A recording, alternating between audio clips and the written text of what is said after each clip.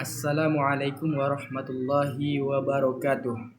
Alhamdulillah, segala puji syukur kehadirat Allah Subhanahu wa taala, yang mana Allah yang masih memberikan kepada kita nikmat sehingga saya atau kita masih bisa memenuhi tugas dari Bapak Dr. Salman. Salawat dan salam tidak lupa kita menghadiahkannya ke baginda kita Nabi besar Muhammad Sallallahu Alaihi Wasallam, yang mana perjuangan beliau yang sungguh tragis, yang sungguh dramatis, sehingga kita dapat merasakan Islam yang berkemajuan, Islam yang modern, yaitu Islam yang sejahtera yang seperti yang kita rasakan ini. Adapun maksud dan tujuan saya di sini yaitu memenuhi tugas dari Bapak Dr. Salman selaku pengampu mata kuliah kemuhammadiyahan. Langsung saja, di sini saya akan mengereview dari film Sang Pencerah Muda. Langsung saja, film Sang Pencerah Muda karya Hanung Bramantyo adalah salah satu film drama sejarah yang mencoba memperlihatkan perjalanan intelektual dan spiritual dahlan kecil dalam menghadapi tradisi keagamaan di Yogyakarta pada masa kolonial.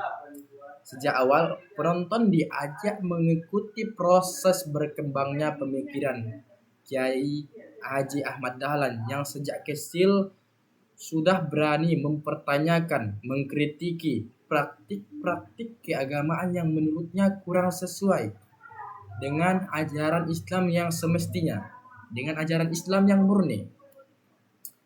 Alur film ini dibuat selinier mungkin sehingga mudah diikuti, dimulai dari fase kekanak-kanak dan masa remaja saat pemikirannya semakin matang.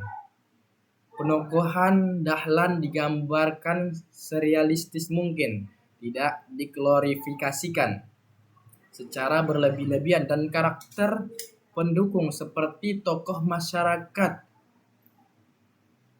ditampilkan sebagai representasi dari pola pikir tradisional yang masih kuat pada masa itu.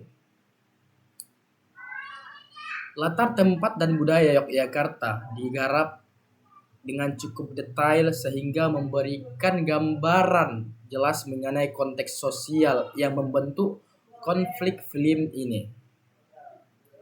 Dari sisi visual, sinematografinya itu juga nyaman dilihat dengan warna-warna hangat dan latarnya dengan warna-warna hangat yang tidak mendominasi tetapi cukup membantu mempertegas emosi adegan tertentu. Meski begitu, ada beberapa bagian yang terasa agak formal dalam dialog, terutama untuk ukuran tokoh yang masih muda, dan beberapa konflik sosial tampak disederhanakan sehingga kurang dieksplorasi mendalam.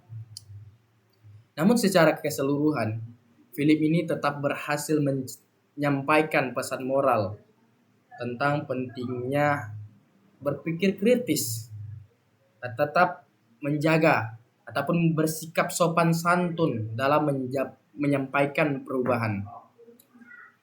Sang Pencerah Muda menjadi tontonan yang relevan untuk mahasiswa.